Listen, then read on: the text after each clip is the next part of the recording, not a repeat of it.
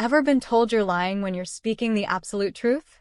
That moment when you realize no matter what evidence you show, no matter how clearly you speak, people have already made up their minds about who you are based on nothing but what they see. That's exactly what happened to one teenager on an ordinary Saturday afternoon. What started as a simple meeting ended with handcuffs, viral videos, and a reckoning that destroyed a powerful man's entire world. This is that story. It's 5:30 in the morning and an alarm clock shatters the silence in a cramped apartment. Jasmine Richardson sits up, rubbing sleep from her eyes. The walls are paper thin. She can hear her neighbors starting their day, footsteps above, a door slamming down the hall. Her bedroom is small, but she keeps it spotless. Textbooks stacked perfectly on a second-hand desk. Debate trophies lined up on a single shelf. And there, beside her lamp, a framed photograph of two people who aren't here anymore. Her parents. Gone 5 years now. In the kitchen, her grandmother Evelyn is already at the stove, 70 years old with silver hair pulled back, humming something old and familiar while eggs sizzle in a pan. The smell of fresh coffee fills every corner of their tiny home. Morning, baby girl. Morning, grandma. They move around each other like dancers who know every step. Toast pops. Orange juice gets poured into glasses that don't match. Simple routines that make a house feel like home. You ready for that chemistry test? Already studied. I'm good. Evelyn smiles because she knows it's true. This girl doesn't just study. She dominates. Straight A's at Riverside Academy, one of the most exclusive private schools in the state. Full academic scholarship. Often the only black face in her advanced classes. She earned every bit of it. At 6:15, Jasmine catches the bus. 2 transfers to get across town. She watches through the window as luxury SUVs glide past. Kids her age in the back seats, expensive headphones in, scrolling through phones that cost more than her grandmother's monthly rent. By the time she walks through the iron gates at Riverside Academy, the contrast is impossible to ignore. The campus sprawls across perfectly manicured lawns. Buildings that look like they were imported from Europe. Stone by stone. Everything pristine. Everything screaming money. The parking lot fills up with BMWs and Teslas. Jasmine keeps her head down, walks straight to her locker. Hey, Jasmine, still taking the bus?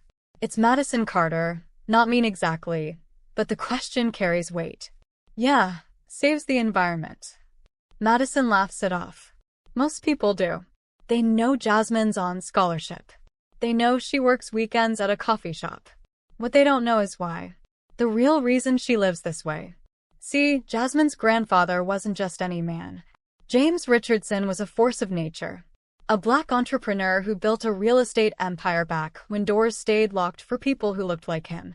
In 1968, he became a founding member of Whitmore Country Club. Put down serious money. 35% ownership. He wanted to create something different. A place where success mattered more than skin color, where achievement opened doors instead of bloodlines. Jasmine barely remembers him. She was only 7 when he passed. Just fragments remain. His deep laugh that seemed to come from somewhere in his chest. The way he always smelled like cigars and peppermint. How he'd lift her onto his shoulders and call her my little warrior. My little fighter. Then 5 years ago, everything shattered. Black ice on the highway. Her parents, James Richardson II and Linda Richardson, gone in an instant. Jasmine was 12 years old. Suddenly lawyers filled their living room. Trustees. Financial advisors. Everyone talking at once about estates and holdings and trusts. Everything got complicated so fast it made her head spin. That's when Evelyn made a decision.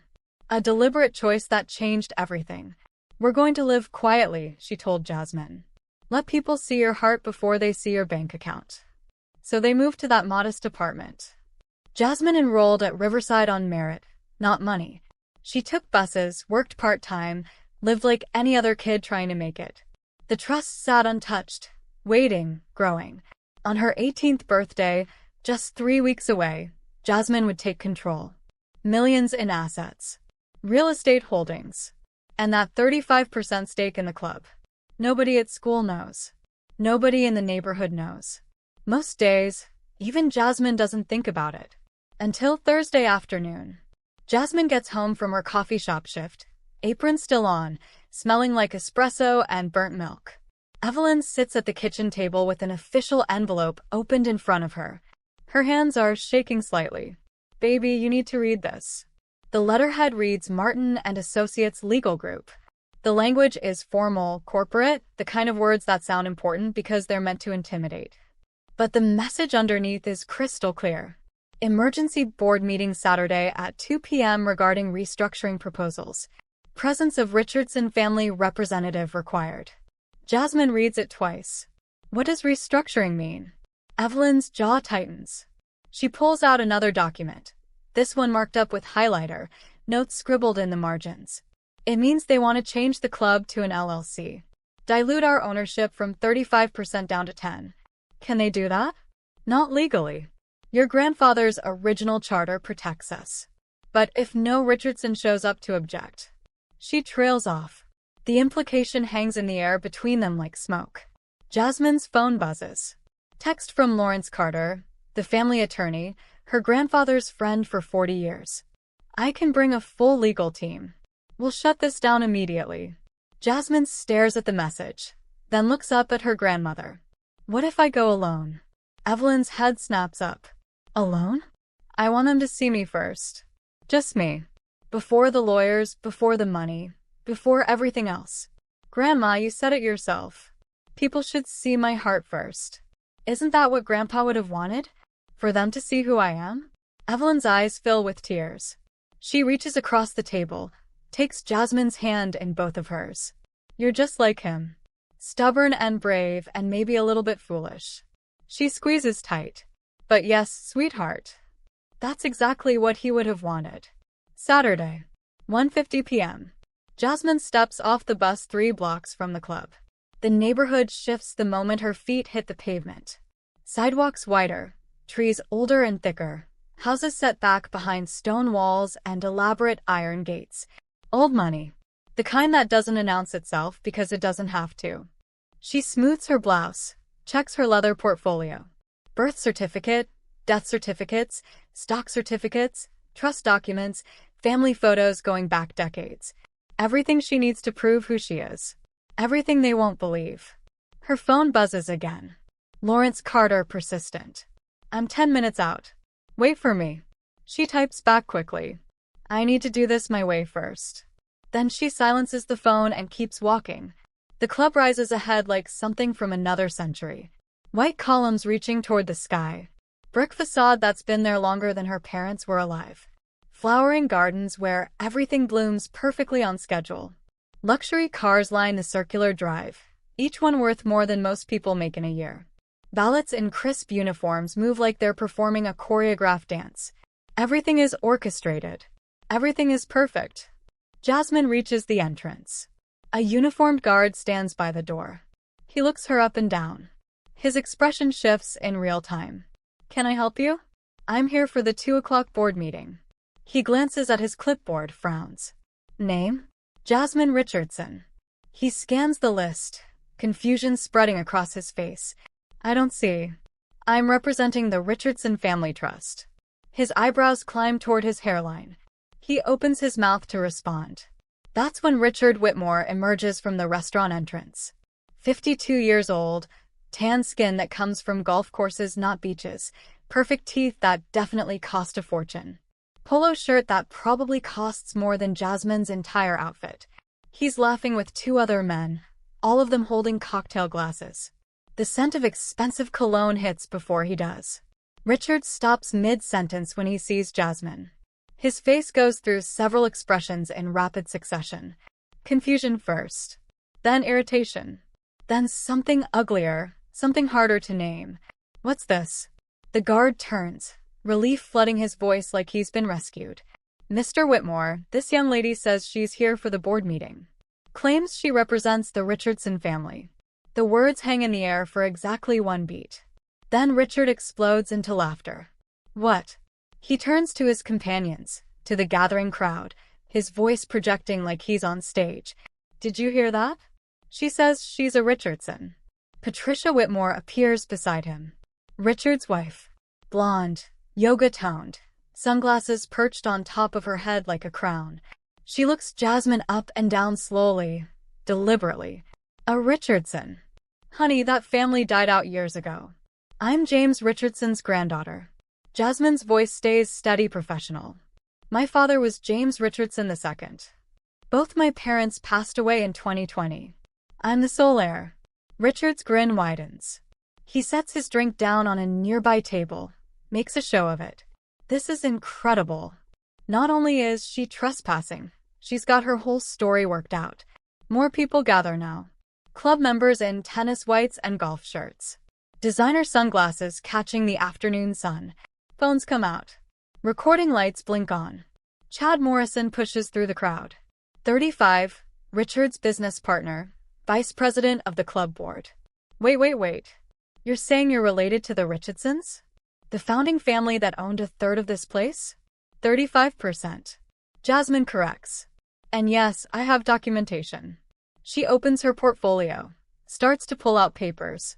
Richard moves fast, snatches the folder right from her hands. Documentation, of course. Let me guess.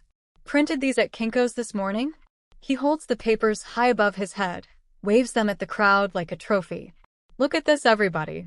Birth certificate. Very official looking. Probably got the template off Google. Patricia leans in, examines the documents with exaggerated care. Her voice drips with fake sympathy. Sweetie, did you really think this would work? You do know people can check these things, right? Jasmine's jaw tightens, but she keeps her voice level, controlled. Those are real. Certified copies from the county clerk. If you call your family attorney Lawrence Carter, he'll confirm everything. Lawrence Carter. Richard nearly doubles over laughing. Now she knows Larry's name. Oh, this is rich. You really did your homework, didn't you? He turns to Chad, to Patricia, to everyone watching. She thinks claiming she knows our attorney makes her believable. Like we wouldn't see right through that. Chad shakes his head, almost looks impressed. I gotta admit, most scammers don't aim this high. Usually they pretend to be like a distant cousin or something. But going straight for sole heir? That's bold. The crowd murmurs agreement. Some laugh. Some look uncomfortable. But nobody steps forward to help. Nobody questions what's happening. Jasmine tries again. Her voice cracks slightly, just for a moment. I'm not lying. My grandfather founded this club with yours. 1968. He believed in creating a place where everyone could freeload off actual members. Patricia cuts in. Is that what you're saying? Richard's face hardens. The amusement drains away. Something meaner takes its place, something cold. You know what this is? This is what happens when kids grow up without proper parenting. No father figure to teach respect. No accountability. Jasmine's hands ball into fists, but her voice stays quiet. My parents died 5 years ago. Car accident. Oh, how convenient. Patricia exclaims. Dead parents. No way to verify. Classic con artist move. Richard steps closer, invading Jasmine's space. Let me explain something to you. The Richardson family was wealthy. Real wealth. They didn't ride buses. They didn't wear Target clearance. And they sure as hell didn't need to scam their way into places they actually owned. He jabs a finger toward her chest, not quite touching but close enough to intimidate. You are a poor kid who found some information online and thought you could play dress up. That's called fraud. That's called identity theft. And it's a felony. Jasmine's breath comes faster, but she stands her ground. If you would just let me into the meeting, if you would just listen. Listen? Richard's voice rises. To a liar? To a thief? He turns to the security guard. Might call the police now. And get her bag as evidence before she tries to run. Mike Torres hesitates. He's worked here 15 years. Seen a lot. Something about this doesn't sit right. Mr. Whitmore, maybe we should verify. Are you questioning me, Mike? Because I'm on the board. I sign your checks. So when I tell you to call the police, you call the damn police. Mike pulls out his radio. His voice is apologetic, reluctant. Dispatch. Need police response at main entrance. Possible trespassing and fraud.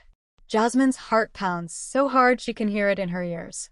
She reaches for her phone. I'm calling my attorney. Richard laughs again, cold this time, No humor left. Your attorney, right? Go ahead. Call your imaginary lawyer. Call Santa Claus while you're at it.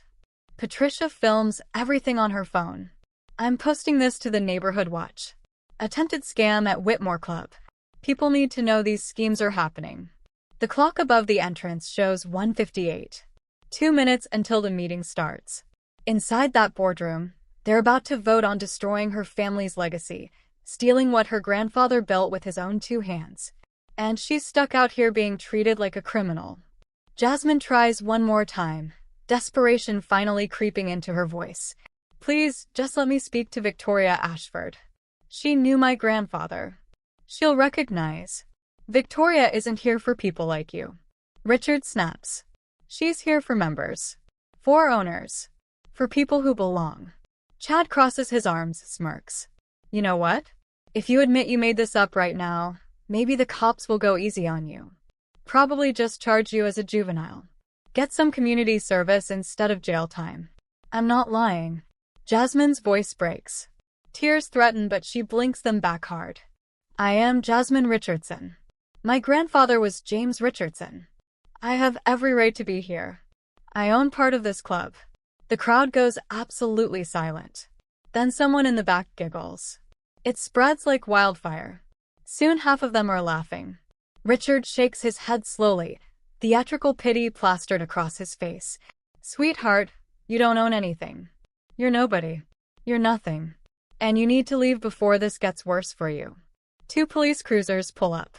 Lights flashing, no sirens, but the lights alone draw even more attention. 2 officers step out. Brad Kelly, 35, crew cut, moves like former military. Sarah Carter, 28, cautious eyes, hand resting near her belt. Richard strides over immediately. Officers, thank God. We have a situation. This girl forced her way onto private property. She's impersonating a deceased family. Fraud, identity theft. We want her arrested. Kelly looks at Jasmine. His expression already decided before he even hears her side. That true, miss? You claiming to be someone you're not? Jasmine's voice shakes. No, I'm telling the truth. I am Jasmine Richardson. I have documentation. Documentation that's fake. Richard interrupts. I looked at it. Obvious forgeries. Sarah steps forward, gentler. Miss, what's your real name? Jasmine Richardson. That is my real name. Kelly's jaw sets. Okay. Going to need you to hand over any ID and come with us. We can sort this out at the station. I have a student ID from Riverside Academy. I have certified documents. I have. Riverside? Patricia's eyes light up. The expensive private school? How does a girl like you afford that? Academic scholarship. Oh sure.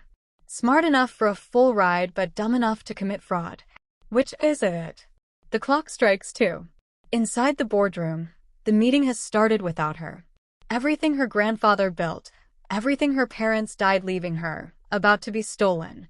And she can't do anything but stand here and watch it happen. Officer Kelly steps closer. His boots scrape against the stone driveway. Turn around. Hands behind your back. Jasmine's eyes go wide. What? Why? You're being detained for investigation. Need to secure you while we figure this out.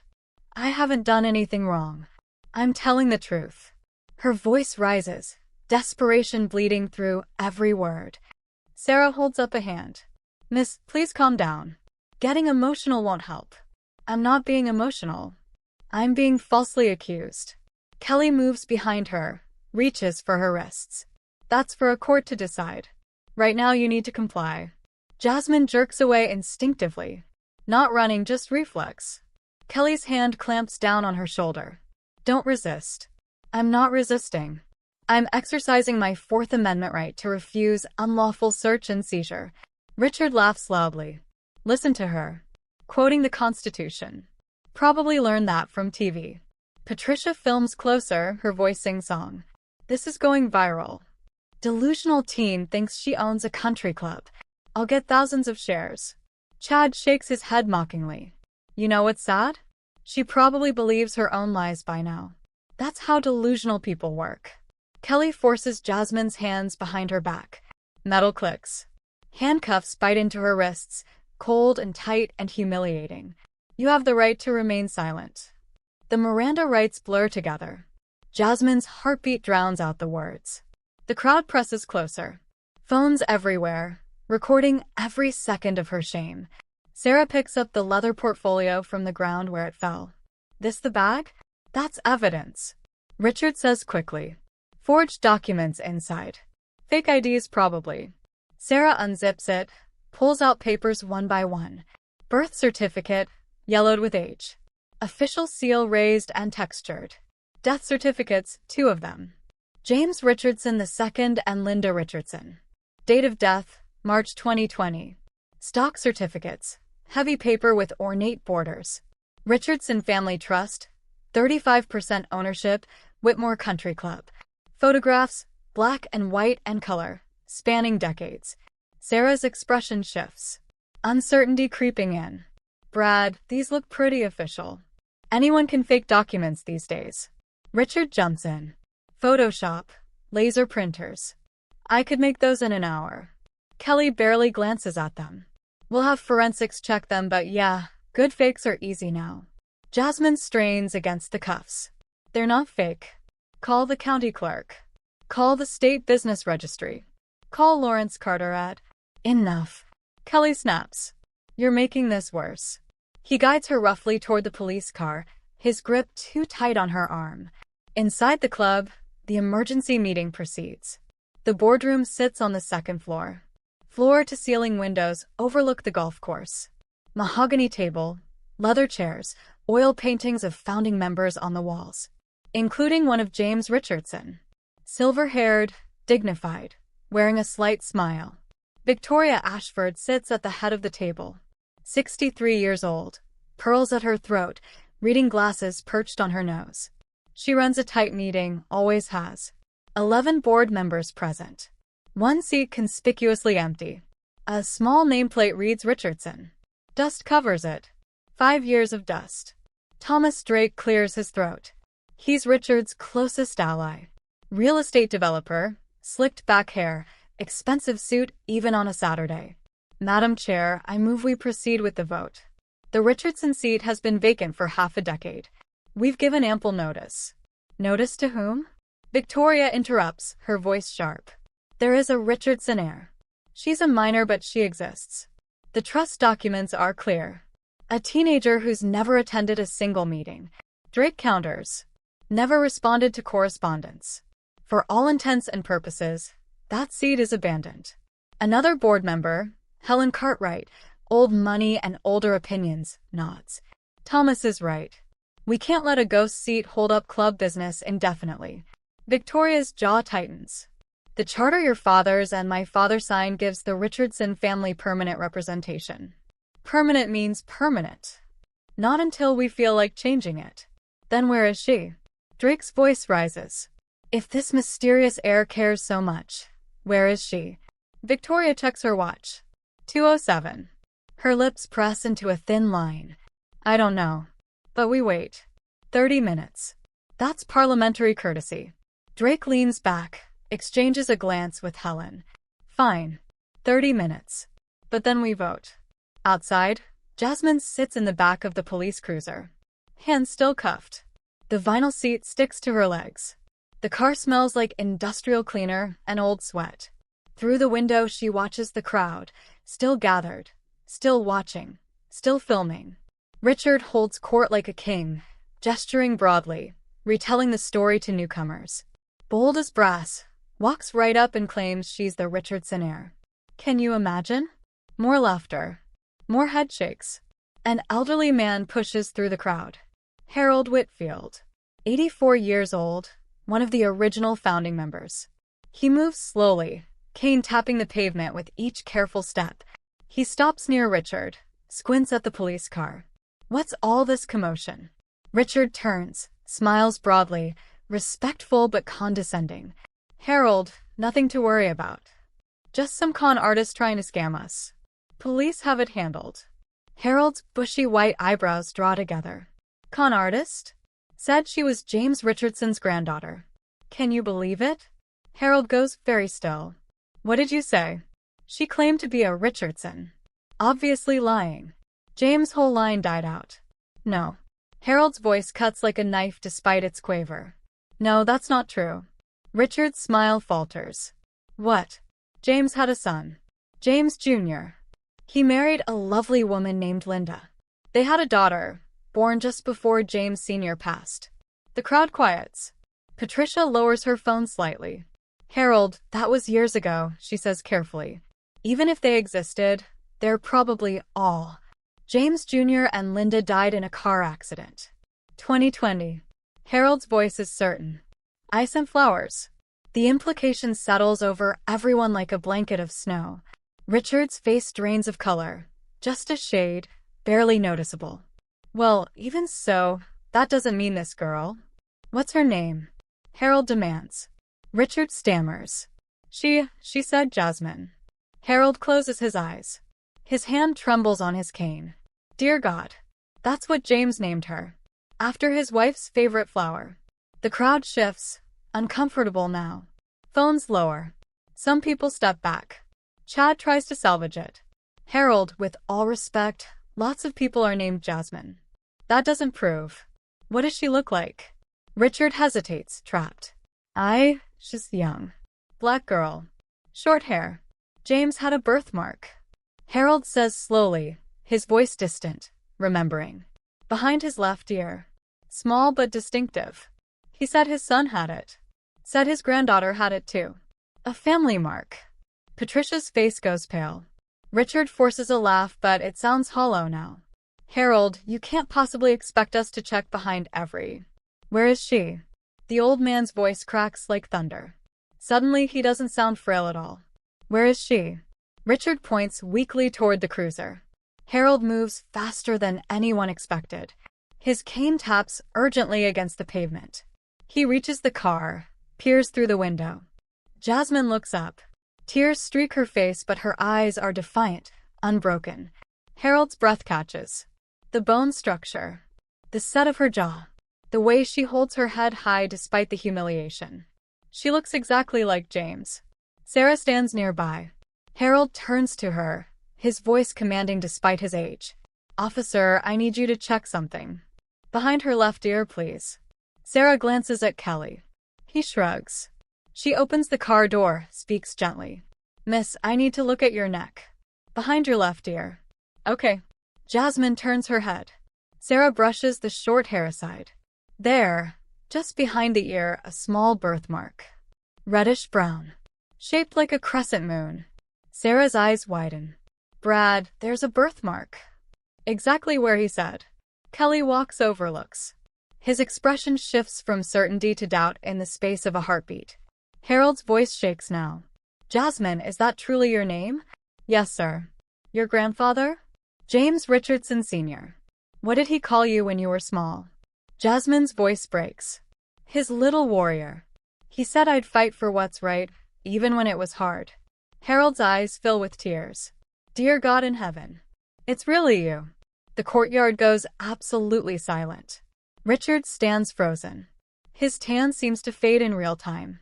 Patricia backs away slowly, distancing herself from what's about to happen. Chad looks like he might be sick. Inside the boardroom, Victoria's phone buzzes. A text from her husband. Turn on the security camera feed. Front entrance. No. She pulls up the club's camera system on her laptop. The screen shows the scene outside. The police car. The crowd. Harold speaking to the officers. And then the camera angle shifts, zooms, focuses on the girl in the back seat. Victoria's hand flies to her mouth. Oh my God. The other board members crane to see. Is that? It can't be. She looks just like. Victoria stands so fast her chair tips backward. The meeting is adjourned. No. She's running before anyone can object. Heels clicking down the marble hallway, out the front doors, down the steps. Harold still stands by the police car. He turns as Victoria approaches. Their eyes meet. After 40 years of friendship, no words are needed. It's her. He whispers. James's granddaughter. Anyway. He can't finish. Can't say what they almost did. Victoria's hands shake as she reaches for the car door. Sarah steps aside, respecting the moment. Victoria looks at Jasmine. Really looks. Past the simple clothes. Past the tear-stained face.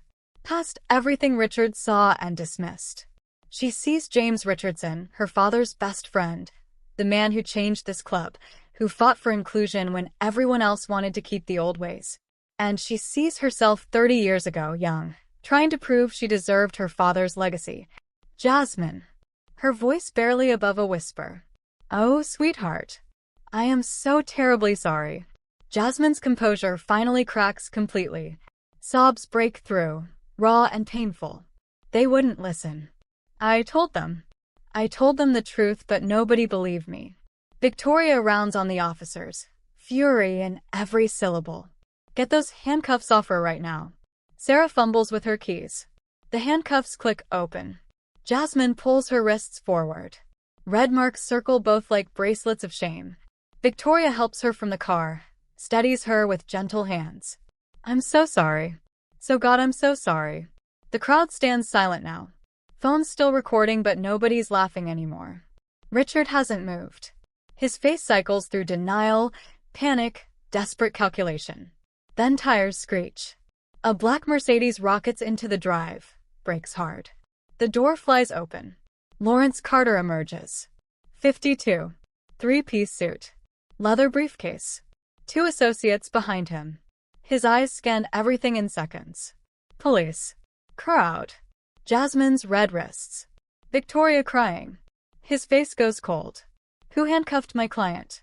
Not loud but commanding. Pure courtroom presence in every syllable. Kelly steps forward, uncertainty written all over him now. Sir, we responded to a call. About what?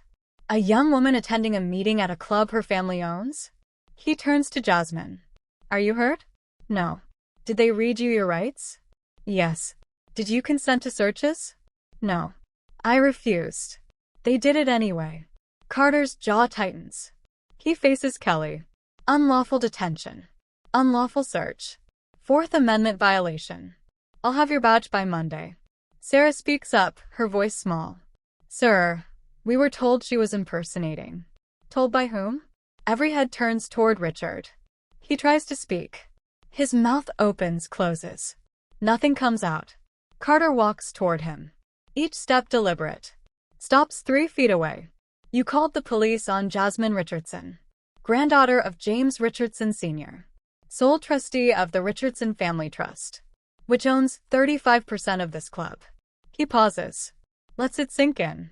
Did you verify her identity first? Richard's voice strangles out. She didn't look like... Finish that sentence. I'm very curious what she didn't look like. The implication hangs heavy in the air. Richard's mouth snaps shut. Carter opens his briefcase. Pulls out a thick folder. Birth certificate. Certified. Jasmine Marie Richardson. Born April 7th, 2007. He holds it up. Official seal catching the light. Death certificates.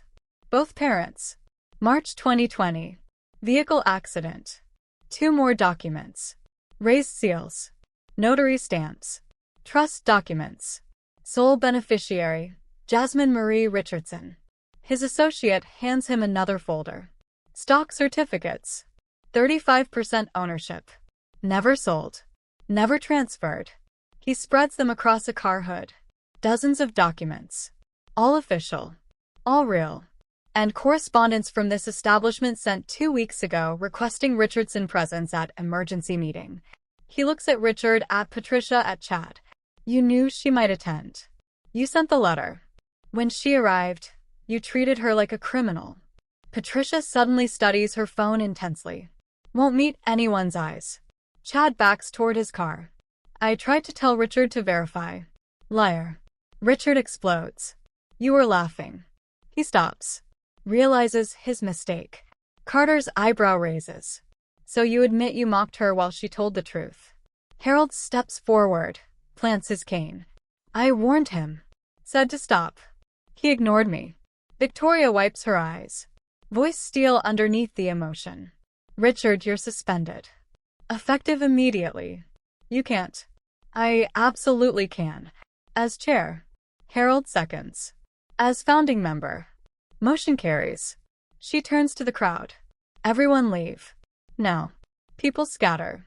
Cars start. The courtyard empties fast. Patricia grabs Richard's arm. We're leaving. Don't say another word. But Richard can't stop. How was I supposed to know? She shows up looking like what, Richard? Carter's voice drops to a whisper, more threatening than any yelling.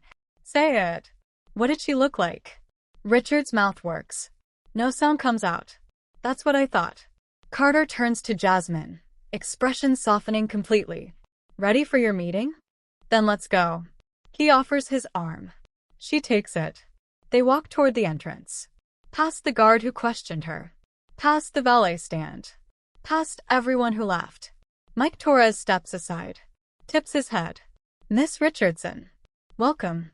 His voice thick with regret. The doors slide open. Cool air spills out. Marble lobby gleams. Crystal chandelier refracts light into rainbows. On the wall, a portrait gallery. Founding members from 1968. Jasmine stops. James Richardson Sr. Her grandfather. Eyes exactly like hers. She touches the frame. I made it, Grandpa. Victoria stands beside her. He would be so proud. They climb the staircase. Red carpet. Mahogany rails. The boardroom doors stand open. 11 people wait. All staring. Carter enters first. Jasmine follows. Every person rises. Carter's voice fills the space. I present Jasmine Richardson, sole trustee of the Richardson Family Trust, owner of 35%, voting board member. He guides her to the empty chair. The nameplate. Richardson. She sits. Leather creaks. The chair fits perfectly. The dust has been wiped clean. Thomas Drake looks faint. Helen Cartwright stares. Victoria sits at the head, composes herself. The board will come to order. First motion. Suspend Richard Whitmore pending investigation. Second. Harold says. All in favor? 10 hands rise. Only Drake abstains. Motion passed. Victoria's eyes find Jasmine. Second motion. The restructuring proposal. I move to table indefinitely. Second. Jasmine says quietly. All in favor? 11 hands. Even Drake knows he's beaten. Motion passed. Victoria sets down her gavel. Welcome home, Jasmine. Outside, Richard sits in his car. Patricia won't look at him. His phone buzzes. Texts pouring in. Videos spreading. His face is everywhere. The caption on one video. Millionaire mocks real air. 2 million views already. His hands shake on the steering wheel. Everything he built. Everything he had. Gone in one afternoon. The boardroom settles into business. Jasmine sits with hands folded. Carter beside her taking notes. Victoria adjusts her reading glasses. Miss Richardson, before we adjourn, do you wish to address the board? Jasmine clears her throat. Stands slowly. I came here today expecting to be heard. Instead, I was humiliated. Handcuffed. Treated like a criminal. Not because I did anything wrong, but because of how I looked. Her voice stays steady. No anger. Just facts. My grandfather built this place believing character mattered more than color. Today proved how far we've fallen from that vision. She looks around the table. Meets every eye. I'm not asking for apologies. I'm asking for change. Real change. Starting now. She sits. The room stays silent for 3 heartbeats. Then Victoria nods. Motion to initiate full financial audit. All transactions involving Richard Whitmore for the past 5 years. Second. Harold rasps. All in favor? Unanimous. Motion passes. 6 weeks later, forensic auditors finish their work. What they find is damning. Richard didn't just embezzle. He built an entire system. Construction contracts to shell companies. Overcharges by 30%. Kickbacks through his wife's consulting firm. Total theft from the club? $847,000. The FBI digs deeper. Richard's real estate company ran the same scheme. Luxury townhomes in Arlington. 47 families bought units. Mostly Black and Latino buyers attracted by promises of affordable luxury. He took deposits, started construction, filed bankruptcy, kept the money, Bought the failed project back cheap through another company. Legal technically, but predatory. Maria Santos sees Jasmine's story on the news. Recognizes Richard. She lost $50,000. 8 years of savings gone. She calls the FBI hotline. 12 others follow. Grand jury indictment. Wire fraud. Mail fraud. Tax evasion. Civil rights violations. False imprisonment. Richard's arraignment makes national news. No bail. Flight risk. Detention pending trial. The trial begins in January. Federal Courthouse, Alexandria. Prosecutors lead with club theft. Documents don't lie. Bank transfers. Forged invoices. Emails where Richard jokes about creative accounting. Then housing victims testify. Maria Santos takes the stand. Describes saving every dollar. Working double shifts. Believing Richard's promises. He said we were building a community. Her voice breaks. Our chance at the American dream. He took everything. 3 more victims. Same story. Same devastation. Jasmine testifies. The courtroom goes silent. She wears a navy dress. Sits straight. The prosecutor walks her through that Saturday. Every detail. He said I was nobody. Nothing. That I needed to leave. How did that make you feel? Like no matter what truth I told, it wouldn't matter. He'd already decided who I was. What did he see? A black girl who couldn't possibly be telling the truth. Defense cross-examines. Tries to rattle her. Isn't it true you arrived without proper identification? I had student ID and certified documents. Documents Mr. Whitmore believed were forged. He never examined them. He saw me and decided I was lying. You're asking the jury to read his mind. I'm asking them to read his words. On video. That the world has seen. The attorney gets nowhere. Jasmine stays calm. Unshakable. Harold testifies next. Describes Richard's decade-long pattern. Membership applications from black families mysteriously denied. Board positions never going to minorities. I confronted him once. He said demographics take care of themselves. I knew what he meant. Prosecution rests after 2 weeks. Defense takes 3 days. Uncomfortable character witnesses. Financial experts who can't explain the paper trail. Richard takes the stand against his lawyer's advice. It goes badly. Defensive. Evasive. Tries to justify. I made business decisions. Sometimes they don't work out. 47 decisions that all hurt minority families while enriching yourself? I didn't target anyone. Why are 92% of victims people of color? That's just coincidence. Coincidence? The word hangs there. Prosecutors show his emails. Messages joking about those people.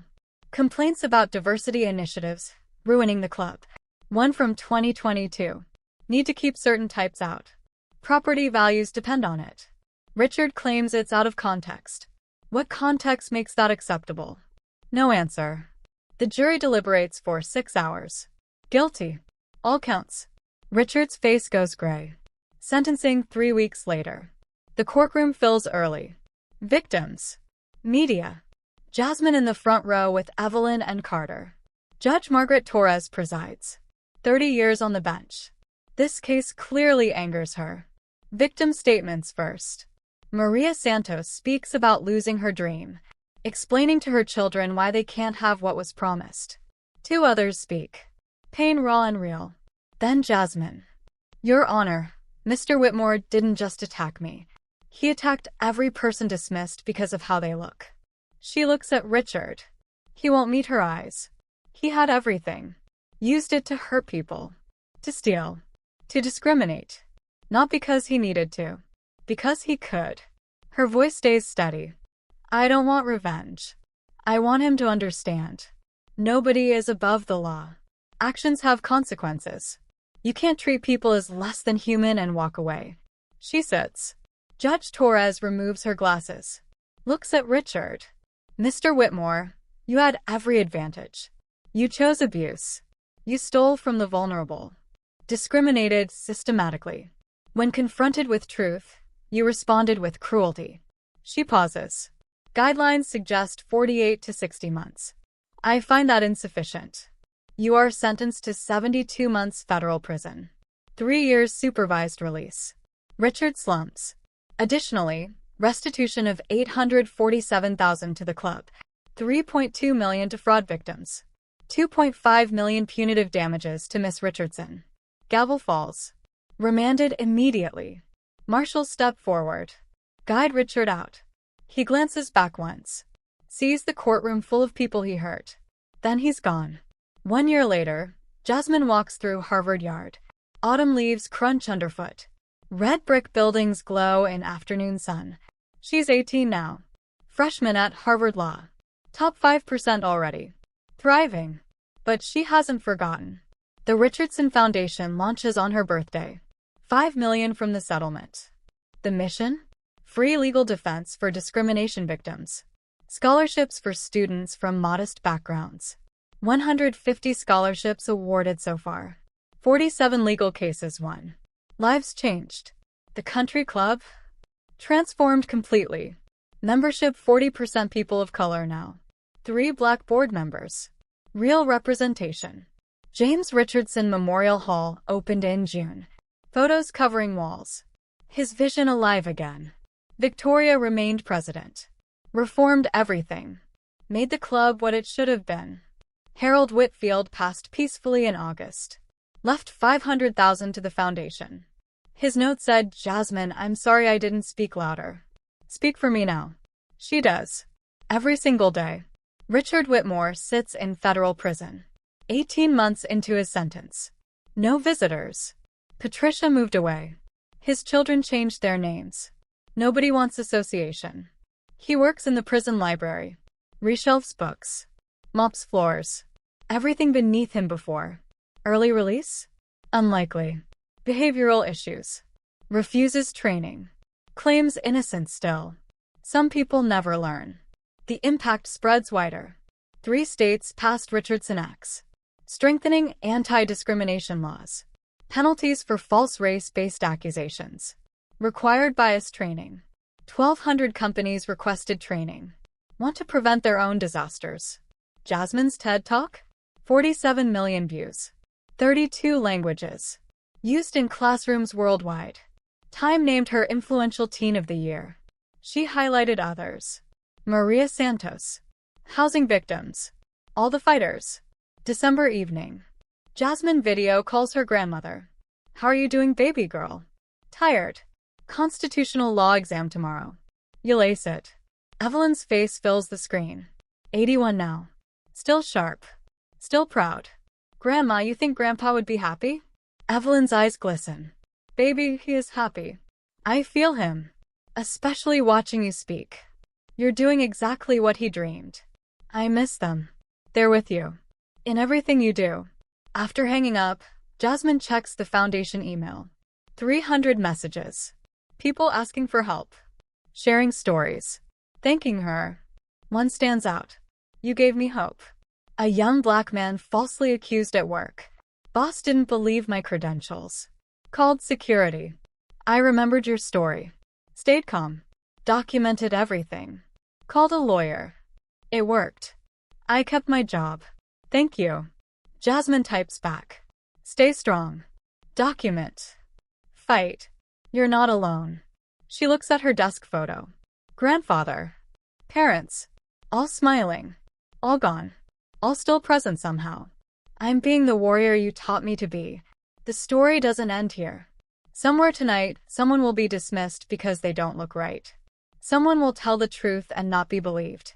But now they have proof. Fighting back works. Justice is possible. Courage changes everything. Here's the thing they don't tell you. Jasmine said exactly who she was from the very beginning. Nobody believed her. Not because she lied. Because she didn't look like their idea of truth. Think about that for a second.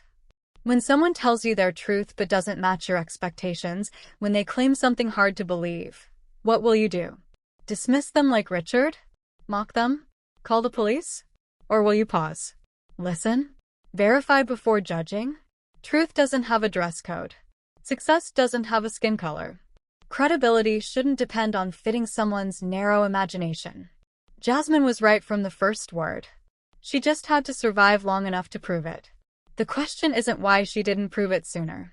The question is, why didn't anyone believe her? Richard saw a black teenager and decided she was lying. That choice cost him everything. Harold saw the same girl and paused. Asked questions. Saved everyone from a bigger tragedy. Two men. Same moment. Different choices. Completely different outcomes. You'll face your moment someday. Maybe tomorrow. Maybe today. Someone will tell you something that challenges your assumptions. That doesn't fit your worldview. That seems impossible based on how they look. And you'll have to choose. Will you be Richard? Or will you be Harold? Because here's what Jasmine learned that day. The truth was always true, whether anyone believed it or not. Her grandfather owned that club. Her family built it. She had every right to be there. None of that changed based on Richard's opinion, or the crowd's laughter, or the handcuffs. Truth doesn't need permission to be true. It just needs someone brave enough to keep speaking it until someone finally listens. So the next time someone's truth makes you uncomfortable, remember this story. Remember a 17-year-old girl who stood in handcuffs outside a building she owned, surrounded by people who laughed at her reality, who stayed calm and dignified and kept telling the truth even when it cost her everything in that moment.